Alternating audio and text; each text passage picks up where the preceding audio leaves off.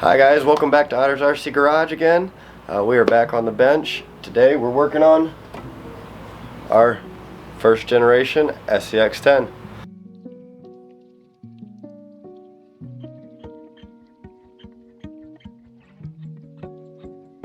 Today we're going to get the transmission in it, we're going to get the motor in it, and we're going to get some drive shafts in it. And hopefully, maybe, we might be able to actually get this thing to roll underneath its own power today. So we're going to get busy on that and jump you right in. So the parts that I have for this are a Trailmaster by Holmes Hobby 27 turn brush motor. We're going to stay brushed for the smoothness and also because we're not trying to go fast. We are though trying to look good. So we do have this all billet transmission. This is a transmission, 1-speed transmission, 3-gear. It's meant for the first generation Scx10s and I believe the early non-kit ready to run Scx10-2s. This should turn into a really good crawler for. To attach all that power to the wheels, we have drive shafts that are in tool steel. Now these are universal joint style. Let's see if we can focus on that. We're going to put that together. I believe I'm just going to use the gear that already is on the truck and transfer that over to this motor and attach that to this transmission. Once I know what that is, it looks like it might be like a, well, I'm not even going to guess. So we're going to hop right into it and we're going to get building.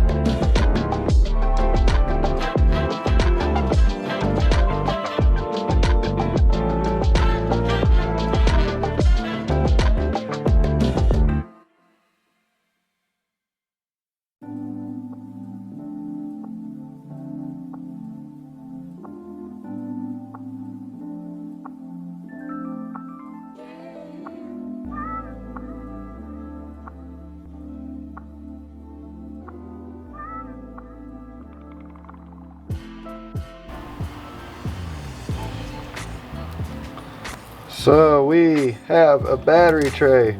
We have a battery. We have a new transmission. We got a motor. You guys saw me solder that up. Off camera, I put in the Dumbo RC receiver into the receiver box here. I've been told that it can bind an unlimited amount to one controller. So this is her controller for her T-Max, which has been brushless converted. We're gonna plug this in, and I'm hoping if I just turn that on, we got a blue light, and we plug this in and turn it on, this receiver should automatically bind to that.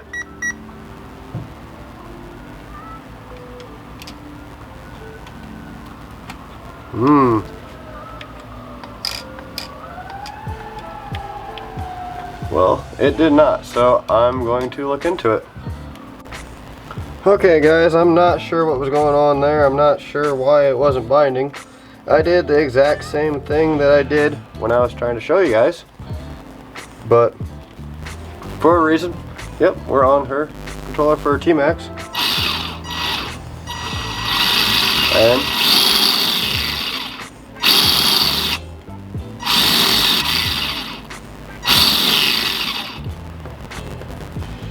yeah, that's working pretty good.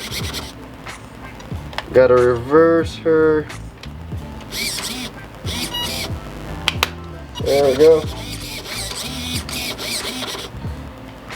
That's working pretty good. Probably gonna have to mess around with her throw. So what I'm doing is I'm actually turning this dial down here. So it's making it so the steering servo only goes to actual lock and doesn't go actually any further. So what that will do is that'll help keep you from burning your steering servo out when you go to turn.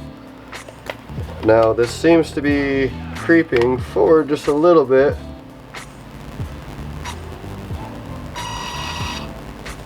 Alright, so I messed with the center point on the throttle. Now it's working just fine. So now we have her controller set up. So now she only needs one controller for all of her RCs. Now of course she's gonna have to go back in here every single time she swaps from one to the other and change her settings up, but that's not a big deal, I don't think. So pretty excited. Next time, make sure you guys like and subscribe. Next time we're gonna throw some bumpers on this, and we're gonna throw the body post on.